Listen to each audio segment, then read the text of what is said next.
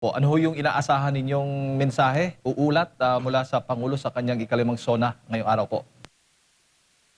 Well, inaasahan ko na magbibigay na naman ng maraming pangako si Pangulong Marcos Jr. Kagaya ng mga nagdaang SONA. No? Kung titingnan niyo po yung mga nagdaang State of the Nation addresses, no? Karang apat, puro pangako. No?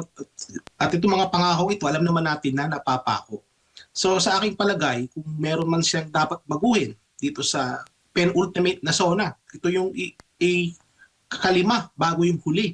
Kasi yung next na SONA, yun na yung huli. Mm. So ang nakikita ko sanang pagbabago na maggawin niya dito is instead of mangako, ay magbigay siya ng solusyon sa mga problema ng taong bayan. Napakarami kasing problema sa ngayon, JD, ng tao. Kung i-enumerate mo yung mga top national concerns, makikita mo, no, una, sasabihin ng tao, korupsyon, lalong-lalo na sa flood control. Nandiyan yung issue about the presyo ng pagkain, inflation, trabaho, kahirapan, krimen at illegal na drogas, agrikultura, no, edukasyon, presyo ng gasolina. So kumbaga, yan yung mga Jade, yan yung mga gut level na mga problema, no, issues ng taong bayan na dapat sanang i-address ni Pangulong Marcos Jr. Not in terms of giving promises, but in terms of providing solutions dun sa mga problema. Kasi alam mo, Jade, the President has barely 2 years left in his term. So kung mangangako pa rin siya ngayon, no, kagaya nung ginawa niya ng mga nakaraang SONA, kulang na siya sa panahon. Kung tutuparin man niya yung mga pangako, alam naman natin na napapako eh. But kung supposing siseryosohin niya, tutuparin niya, kulang na siya sa oras. So instead of giving promises, what he needs to do really is to provide solutions to the Filipino people.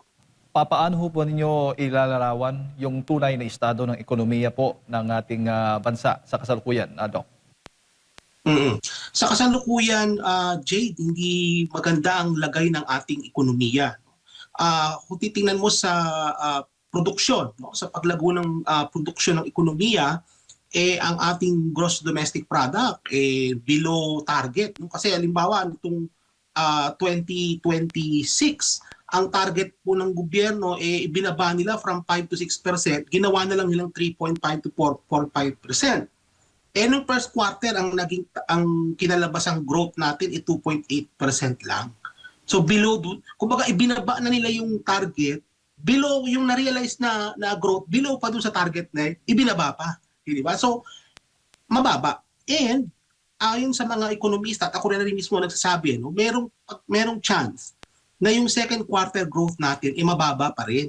Kasi may mga factors na nagko-contribute dyan, yung gulo sa Middle East, yung taripa na inimpose ni Donald Trump, naririyan yung issue pa rin sa korupsyon sa Pilipinas, yung impeachment, yan ay humihila yan ng growth pababa. So, inaasahan ko na baka mababa pa rin, no, yung growth natin for second quarter.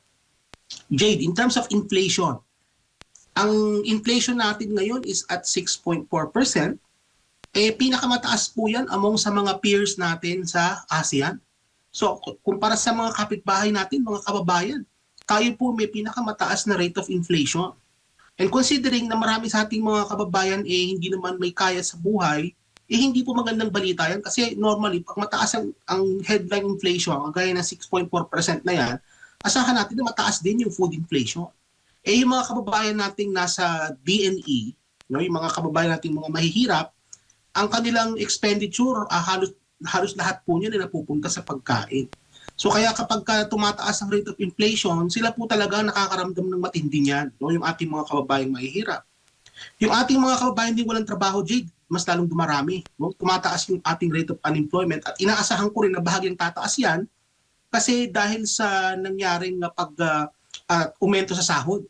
Kasi nangyayari yan, Jade, pagka nagkaroon ng umento sa sahod na ipapasa yan sa consumer through inflation, pero meron ding epekto yan sa unemployment. Lalong-lalo na sa mga maliliit na mga negosyo.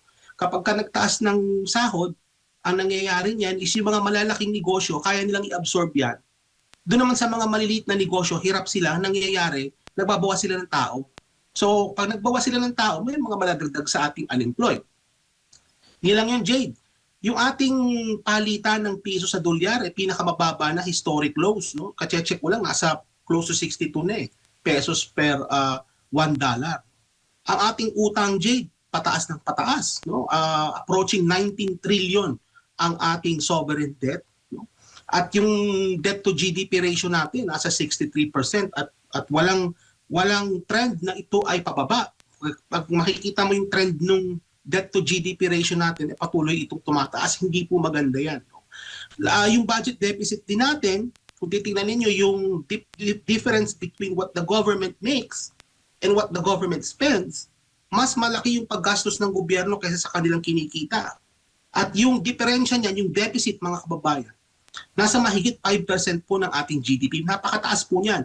Kasi nung panahon ni Digong, ni Tatay Digong, noong 2016-2017, nasa around 2% lang yan, yung deficit to GDP ratio. So kumbaga, although nung time na yon, meron pa rin budget deficit, pero yung budget deficit hindi kasing laki kaysa ngayon. So ito yung nagpapakita, mga kababayan, na ang problema ng gobyerno ni Marcos Jr. is in terms of fiscal discipline. Na wala silang disiplina sa paggastos kasi nga gusto nilang gumastos. At may mga epekto ito, Jade, no? In terms of sa consumer confidence, bagsak po ang consumer confidence. Yung ating mga consumer, hindi po muna gumagastos, nag-aantay sila. No? They're very careful in terms of how they will spend. Kasi nga, nagbabadya yung pagtaas ng presyo ng gasolina, nandyan pa si El Nino, kasi pag nagkaroon ng El Nino, magkakaroon ng tagtuyot, magmamahal din yung pagkain. So ang mga tao, imbis na mag-spend sila sa ngayon, nagwi-withhold muna sila ng spending, kaya mababa ang consumer confidence. By the same token, ganun din yung mga investor. Bagsak po ang investor confidence sa ating bansa. So ang mga investor ay nag-aalangan mag-invest sa Pilipinas kasi magulong sitwasyong pampolitika sa ating bansa.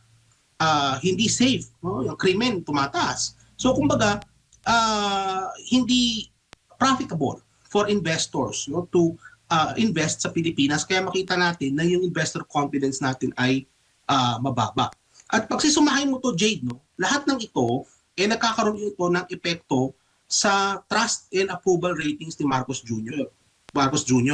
Pangdagdag konteksto na rin ito, Jade, kasi going into the SONA, napakababa ng approval and trust ratings ni Pangulong Marcos Jr. In fact, he will go down in history as the president after EDSA revolution na may pinakamababang approval rating. Mas mababa pa kay Pangulong Gloria Macapagal Arroyo.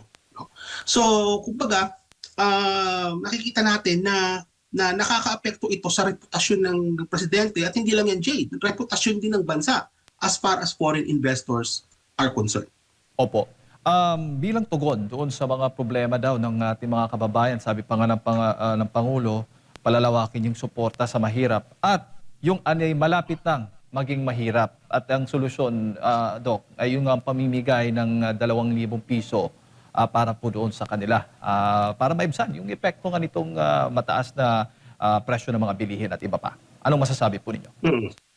Alam mo kasi, Jade, no, iko-connect ko yan. Ang sagot ko sa tanong mo na yan, iko-connect ko yan doon sa legislative agenda ng gobyerno ni Marcos Jr. Kasi alam mo, yung mga ganyang problema, halimbawa sa kahirapan, may mga policy solutions dyan na kinakailangan ng legislation. Kagaya halimbawa yung pagka-amyenda ng 4Ps, for example. Mayroong kaakibat yan. O kaya sa presyo ng kuryente, yung pag-aamyenda ng IPIRA law. So may ano yan, may correction yan. Ngayon yung sasabi mo na pagdagdag ng ayuda, yan kayang gawin yan within the executive department. Kumbaga within the executive powers ng presidente, kaya niyang gawin yan. Pero may mga mas effective na policy intervention na kinakailangan ng batas.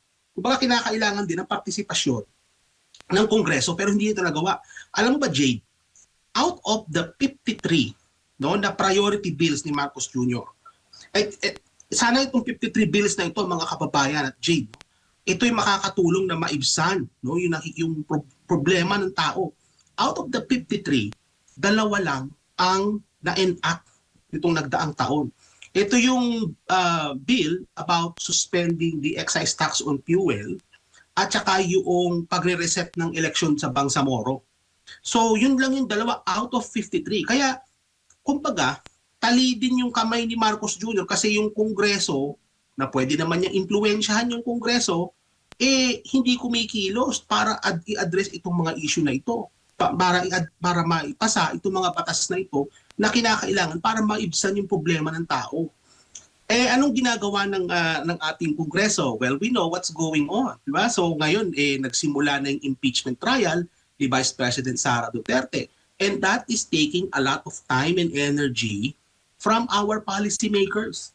Just imagine araw-araw they have to spend 5 to 6 hours in 3 days in a week, to sit down and listen sa impeachment, na kung sana yung oras na yun magawa na nila yung mga batas na kinakailangan para mapabuti ang buhay ng tao.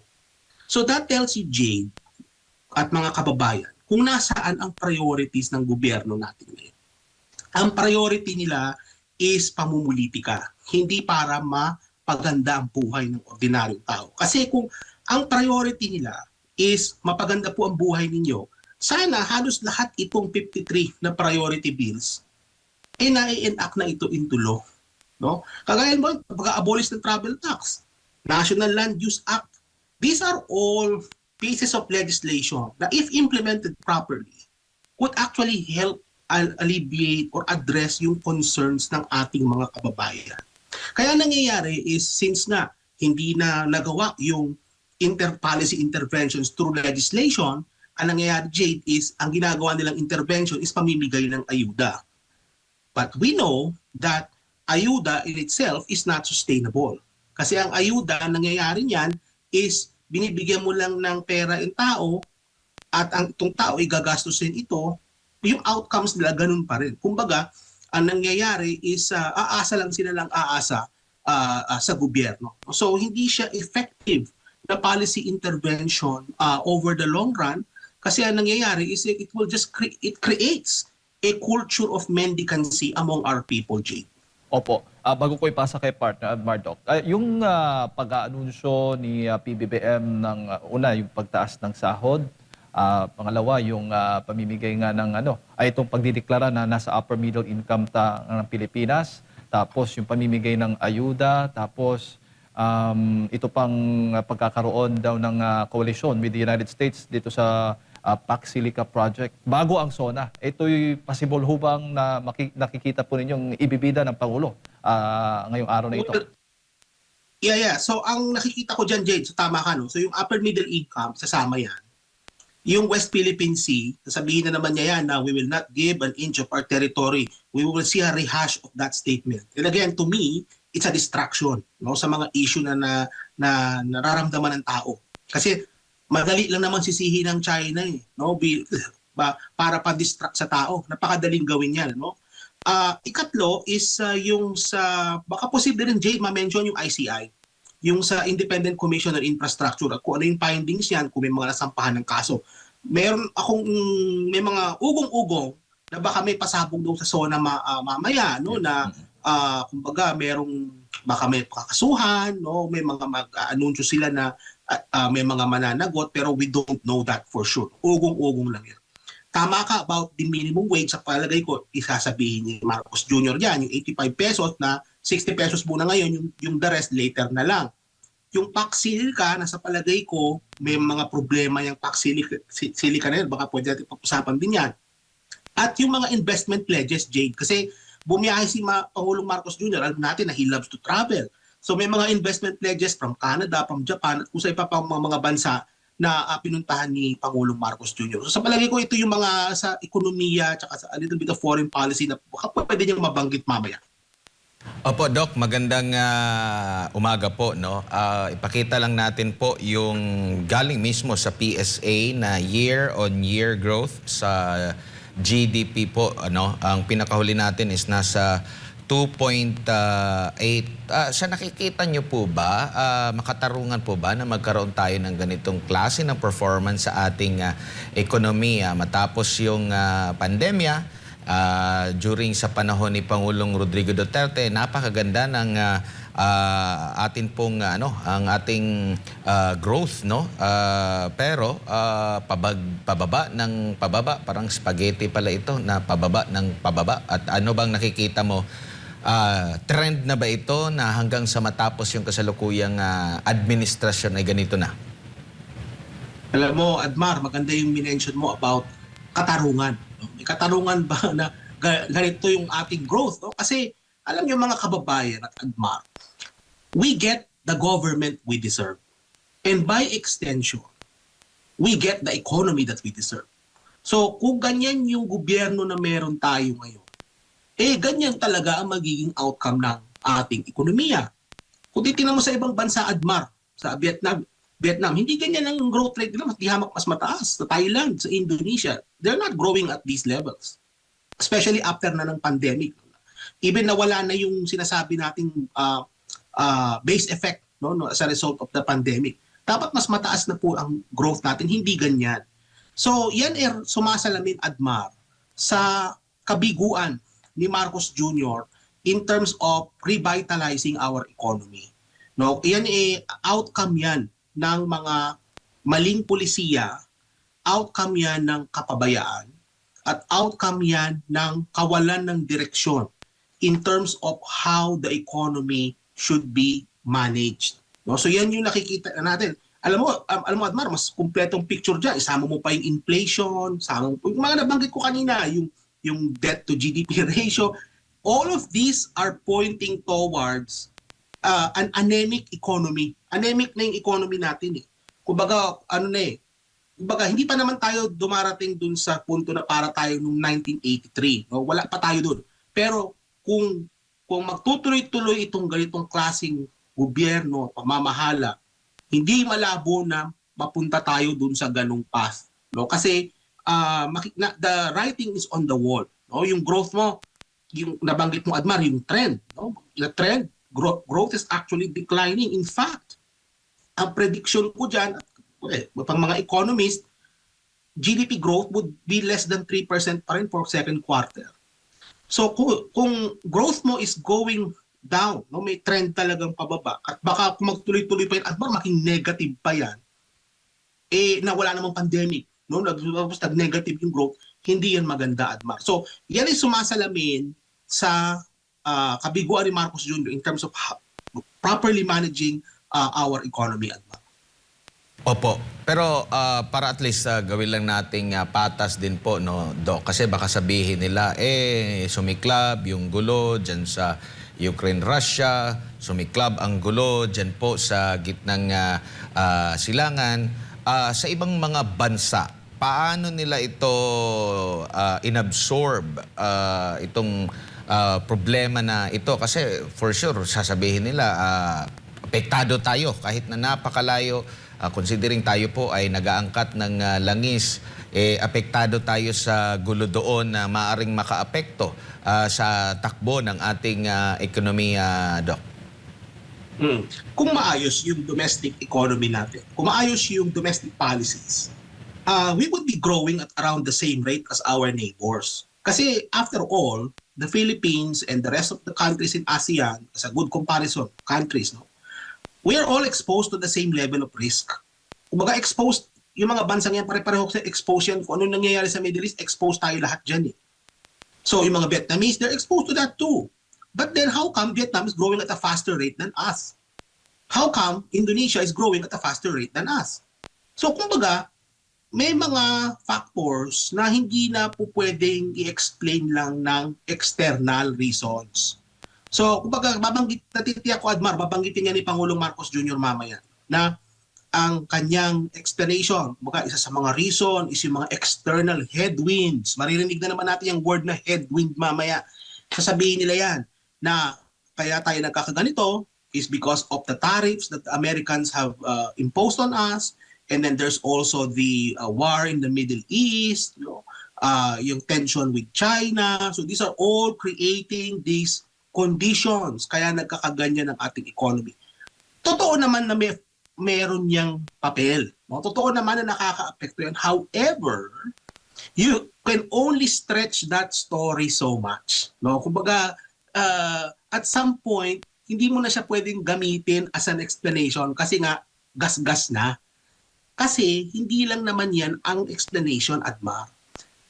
Yung nangyayari sa atin internally, no, yung impeachment, yung gulo sa politika, nadidistract yung ating mga mambabatas in terms of working sa legislative work nila. Kasi imbis nga naman na sila ay magpasa ng mga batas, tali yung kanilang oras din sa impeachment. So, hindi na i-enact yung mga batas sana, yung mga programa na makakatulong para sa ating ekonomiya. So, yun yung explanation dyan. And then, nagkakaroon yan ng spillover effect in terms of how we are viewed externally by investors. Kaya ang outcome niyan, Admar, makikita mo that FDI is actually declining. So, kumbaga, hindi lang external yan, Admar. No? I think in our case for the Philippines, yung internal politics, yung internal dynamics sa Pilipinas, within, no, yung internal, sa loob mismo, yung nangyayari is a big factor, big and significant factor as to kung bakit naging dismal yung economic performance natin for the last 4 years. Opo, dito naman tayo sa iugnay na lang natin no yung foreign policy kasama na itong balance of trade no. Na nakikita natin ito galing datos mismo ito ng PSA attorney prof or doc. Yung balance of trade natin negative pa rin, mas mataas pa rin po yung atin pong pag-i-import or pag-aangkat po natin kumpara sa pag-i-export po no year to year basis. Itong mga figures na ganito po, makikita ba natin yung ano din natin sa takbo ng ating ekonomiya, kung ano yung usad ng ating ekonomiya, maganda ba yung pagka-manage natin para sa ating ekonomiya, Doc? Okay, magandang tanong yan. Ano? So, kung hihimayin mo yung import natin, most of our importation really is petroleum and food. So, yung dalawang yan. Sa petroleum, Admar, wala tayong magawa dyan kasi wala naman tayong mapagkukunan yan. No? Okay, ni-import talaga. Umaasa talaga tayo dyan. Pero yung pagkain, baka pwede meron tayong magawa dyan. No? And sa kaso ng pagkain, ang problema kasi, although we have enough land, no, we have enough body of water na pwede tayong mangisda, kulang pa rin yung agricultural production natin. Kaya tayo nagkakaganyan. So, kumbaga, to address the issue of importation, ang kinakailangan na marinig natin mamaya sa ating Pangulo is to provide solutions on how can our country produce more para sa pangangailangan ng tao.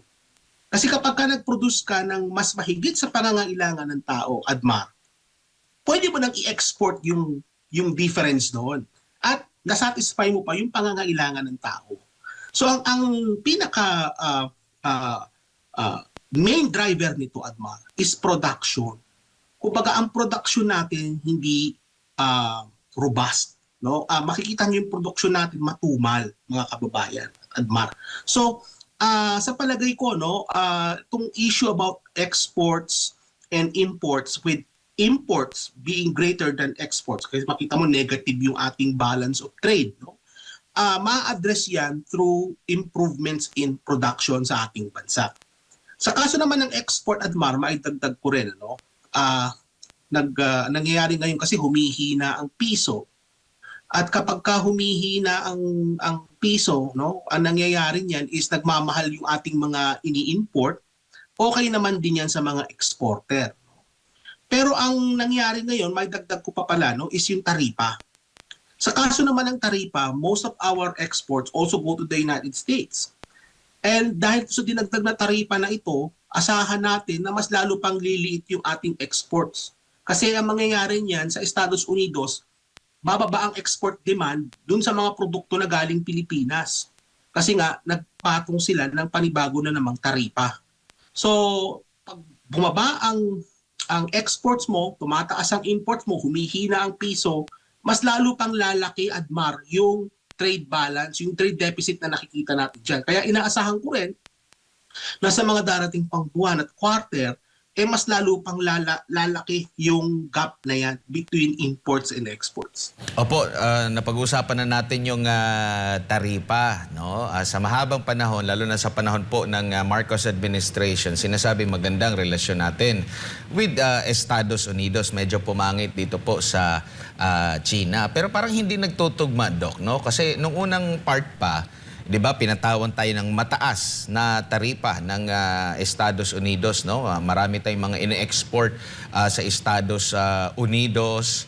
Tapos naging kalaunan parang konti lang yung ibinaba, no, compare sa ating mga kapitbahay na hindi na pumunta doon sa Amerika para makipag-usap sa presidente through ano lang, tawag-tawag lang. Ngayon, after ng pagtawag naman ni President Donald Trump, abay, pinatawan tayo ng 12.5% na taripa dahil sa kung anong issue yun, yung sa forced labor ba yun, Doc? So parang dito ba yung ating foreign policy, tama ba yung tinatahak natin na siyang makakatulong dapat sa ating ekonomiya, Doc?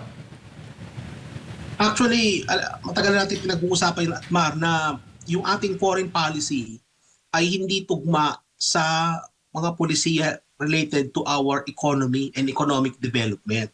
So kagaya halimbawa niyang over-reliance natin sa Estados Unidos as a trading partner, problema yan. Alam mo, Admar, yung mga ibang bansa, even Canada, is already diversifying its trading relations.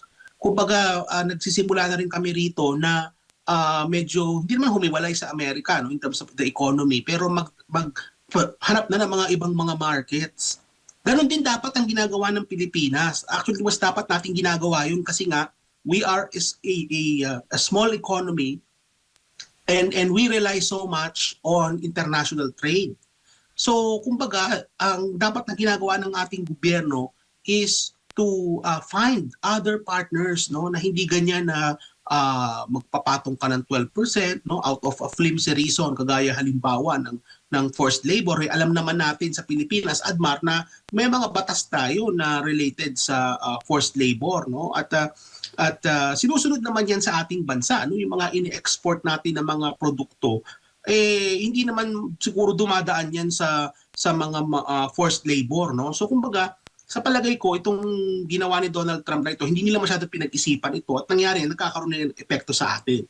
So as far as our foreign policy goes, sa palagay ko is misguided, no? Kasi nga ang dapat diyan is a foreign policy na dapat makinabang ang taong bayan, makinabang ang mga Pilipino, hindi dapat makinabang ang Estados Unidos. Pero sa nakikita ko ngayon in terms of our foreign policy and including na rin yung Pax Silica, Admar, sa palagay ko yan mas makikinabang diyan ang Estados Unidos kaysa sa ating bansa as far as our foreign policy goes, and by extension kasi nga yung economic policy natin related sa foreign policy, ang nangyayari dyan is nakokompromiso yung pag-unlad ng ating bansa.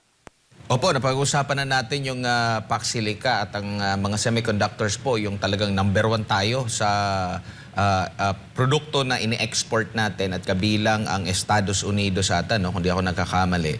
Pero yun nga, tinaasan din yung taripa. Di mo maintindihan kung tumutulong ba sila or parang para sa kanila ang itong Pax Silica na issue na ito po, Doc.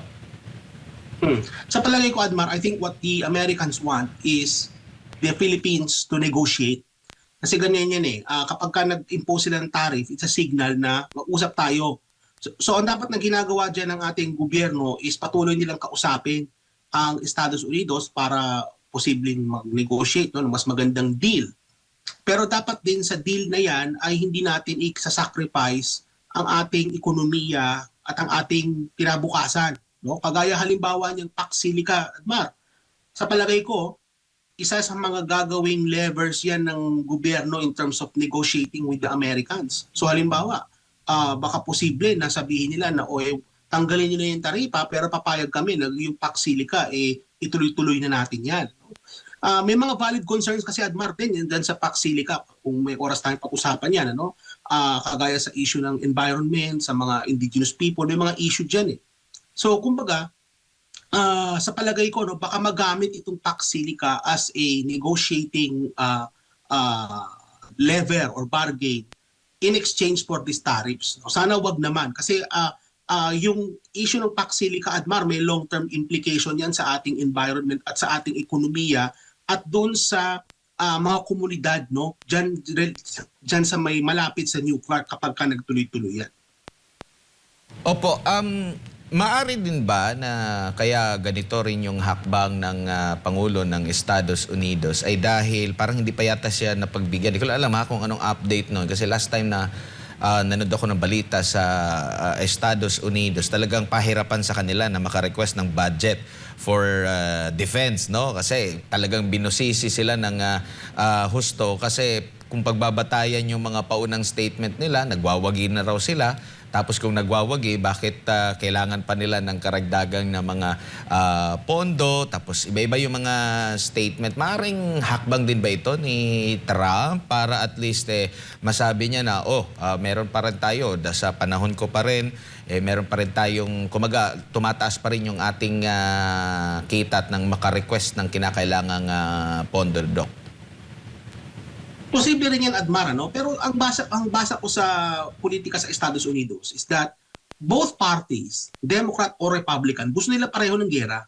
Kasi sa mga constituencies nila sa Estados Unidos, marami diyan mga distrito ay may mga military base at marami sa mga botante diyan ay mga veterano at mga sundalo, pamilya ng mga sundalo. So as long as there is war going on elsewhere, may military industrial complex, gumagana yung kanilang military industry, gumagana yung ekonomiya nila. Kasi ganun yung struktura ng kanilang ekonomiya, Admar. They are heavily dependent in terms of pag magkakaroon ng gulo sa ibang lugar. No? So kumbaga, Admar, kapag merong conflict, kaya sa Middle East o kaya sa Ukraine, that is good for their economy. So makikita mo, kapag matubal ang lalagay ng kanilang ekonomiya, kapag nagkaroon ng gulo sa ibang lugar, that would spark economic activity internally. Maganda yun para sa kanila. Now, as far as the budget goes, I think what is going on here is that the United States is actually spending a lot in terms of the war. No? Kumbaga, yung kalaban kasi, Admar, yung Iran, asymmetric yung kanilang approach sa pakikipagdigmaan. So, kumbaga, yung mga drones, ang cost nun, mga nasa mga $40,000 to $50,000 ang isa. Ang ginagamit ng Estados Unidos para papagsakin yung mga drones na yon, mga missile na naghahalaga ng milyon. So kumbaga, kung ganun man lang na asymmetric ang gera natin at war of attrition niya, natatagal yan, mas maraming dolyar na kinakailangan ng Estados Unidos. So dyan makikita mo, Admar, yung sustainability ng gera. No? Pero sa palagay ko lang, itong gulo sa Middle East, malayo pa ito, Admar, na ma-resolba.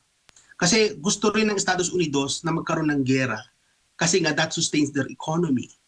At tumataas ang presyo ng produktong petrolyo, and we know that the United States is an oil producer. So, kumbaga, meron ding tayong dapat na makita dyan. Kumbaga, if we go deep enough, no, makikita mo yung mga underlying reasons na sa palagay natin na kung bakit itong gerang ito ay magtutuloy-tuloy pa rin. Kasi may economic, Admar, may economic explanation ito. Kung bakit pa rin magtutuloy-tuloy itong gera. Pero tama ka, no?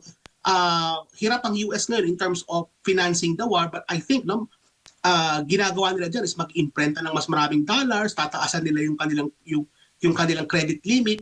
They can do that artificially. No? That is the benefit of being a superpower. And yet, ang problema, Admar, they are an empire in decline. So we know that already. Opo, and possible po ba na kaya nabubuksan din itong issue sa Pax Silica dahil maaring gamitin din ito for sa SONA ng Pangulo ngayon? And ano po yung parang pinaka-significant talaga na nagawa under Marcos administration? Yung kumbaga pinaka-proyekto na may impact sa ekonomiya po ng ating bansa?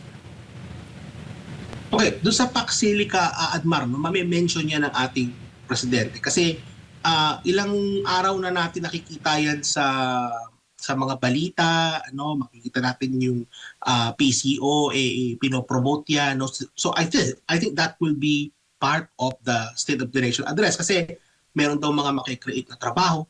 But then again, mga kababayan at Admar, you have to weigh that in terms of yung benefits and cost. Kumbaga may benefits naman, Admar, kasi may mga trabahong malilikha dyan sa New Clark City, yung indirect economic activities na makikreate yan. Definitely meron talaga. No? May makikreate economic effect yan. Positive. Pero may negative effect yan, Admar. Kita mo ha, yung itatayo nila ng mga data center dyan at mga industriya, approximately kinakailangan nila ng 6 gigawatt na kuryente. And yet, ang na-produce pa lang nila so far is 500 megawatt na solar power. No? Na, kumbaga yung source nila solar, 500 megawatts. So saan nila kukunin yung 5.5 gigawatt? Kukunin ba nila yan sa kuryente na pinoproduce sa Luzon Grid? Kasi kung mangyari yan, Admar, kukunti na nga yung supply ng ating kuryente at pag umukonti yung supply, tataas ang presyo. Kaya merong narrative dyan, Admar, ng possibility na baka tumaas ang presyo ng kuryente as a result. Sa Texas, Admar, ang ginawa ng governor ng Texas, ang sabi niya, ni Greg Abbott, bago kayo magtayo ng data center sa aming state, kailangan mapakita ninyo na maibababa nito ang presyo ng kuryente sa aming estado. Ganon din dapat ang gawin ni Marcos Jr. Hindi na sila dapat dyan na pumayag basta-basta.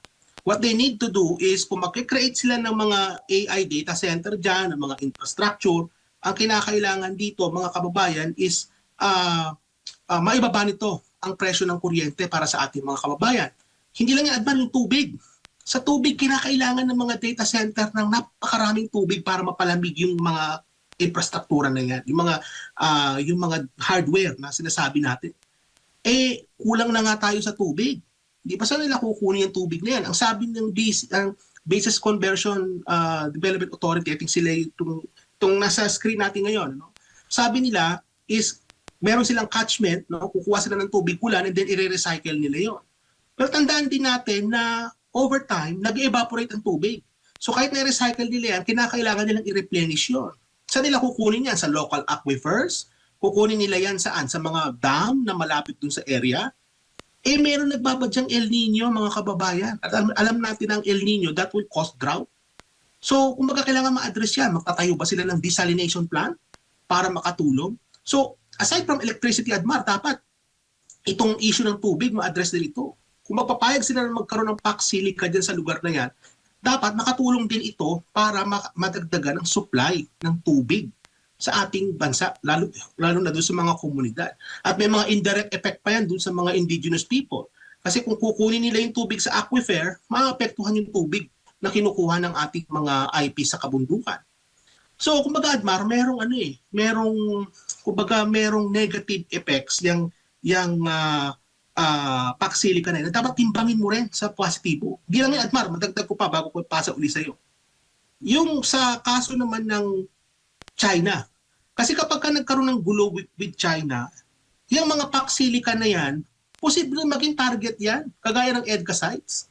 So kung magiging target yan, kung magkaroon ng gulo with China, anong mangyayari dun sa mga komunidad dyan sa may nuclear city at mga nearby na mga bayan? Magiging target sila kapag ka nagkaroon ng gulo with China.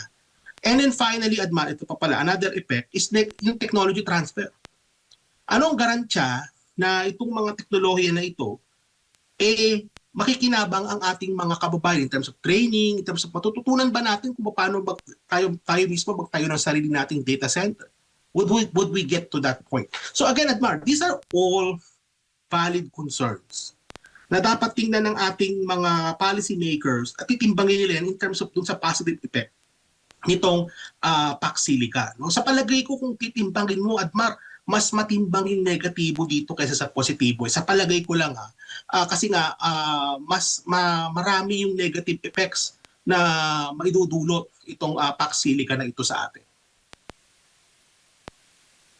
Opo, siguro Doc, bilang panghuli na lang, matotal mo sa sektor ng ekonomiya, paano mo bibigyan ng grado ang performance ng Pangulong Bongbong Marcos Jr.? Naku, alam mo Jade, sa totoo lang bilang isang profesor, hate na hate ko na magbigay ng napakababang grade. Pero sa kasong ito, Admar, mukhang sa palagay ko kasi 5 taon na si Marcos Jr. Ganito pa rin tayo. So alam mo, ito yung time na magbibigay ako ng marka, no, na grade na 0.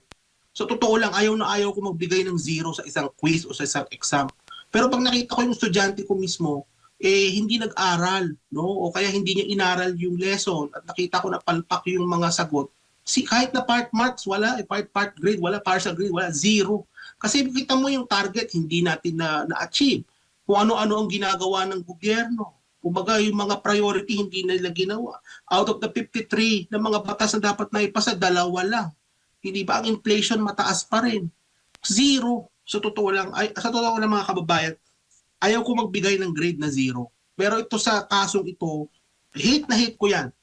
Mabigat sa loob ko magbigay ng grade of zero. Pero sa palagay ko, Jade, na justified sa pagkakataong ito ang zero para dito sa kay Marcos Jr. sa kasalukuyan.